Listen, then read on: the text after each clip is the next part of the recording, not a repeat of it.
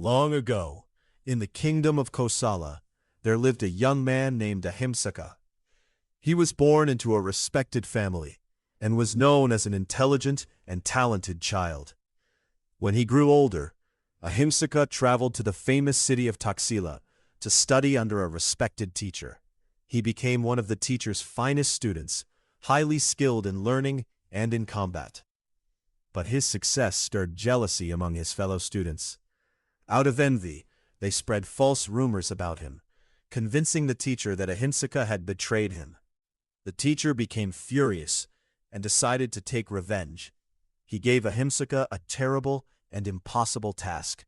He ordered him to collect 1,000 human fingers as an offering. Confused and manipulated by the man he trusted most, Ahimsaka began to follow this cruel command. He became a feared bandit, attacking travelers on the lonely roads. After killing them, he collected their fingers and wore them as a necklace. Because of this terrifying habit, people began to call him Angulimala, meaning finger garland. The people of the region lived in terror. Villages were abandoned. Travelers avoided the roads. The king himself prepared soldiers to capture him. Angulimala had already collected 999 fingers. He was missing only one to complete his teacher's demand. One day, the Buddha learned about Angulimala and what he had become. Knowing that even this man still had the ability to change, the Buddha decided to meet him. As the Buddha walked toward the road where Angulimala was hiding, the villagers rushed to warn him. "Do not go there, teacher. That road belongs to Angulimala. He is dangerous, and he will kill anyone who passes." But the Buddha walked on, calmly. When Angulimala saw the Buddha walking alone, he decided to attack. He ran after him, but something strange happened. No matter how fast he ran, he could not catch up. Finally, exhausted and frustrated, Angulimala shouted, "Stop, monk! Stop!" And the Buddha replied, "I have stopped, Angulimala. You have not stopped." Confused, Angulimala asked what he meant. The Buddha explained. He had stopped harming living beings. He had stopped hatred. He had stopped violence. Angulimala was the one still running, still trapped in cruelty and in suffering. These words struck him deeply. For the first time, Angulimala saw the path he had followed.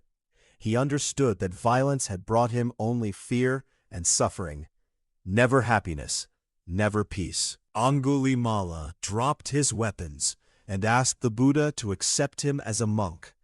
And the Buddha said, "Come, monk." From that moment, Angulimala abandoned his life of violence and began training in the Buddha's teachings. But becoming peaceful did not erase the consequences of his past. When he entered the villages for alms, people recognized him as the murderer he had been. Some threw stones. He returned to the monastery bleeding. Yet instead of anger, Angulimala accepted his suffering and continued to practice patience and compassion. Over time, through meditation, wisdom, and discipline, Angulimala transformed himself completely. He became an arahant, one who had reached enlightenment, freed from hatred, greed, and ignorance.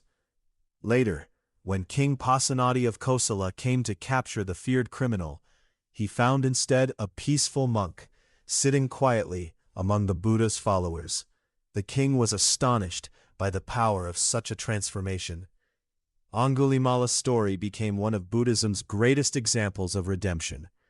It teaches that even someone who has committed terrible wrongs can change, if they recognize their actions and sincerely walk the path of wisdom and compassion. The life of Angulimala reminds us that a person is not defined only by their past, but by the choices they make to change their future.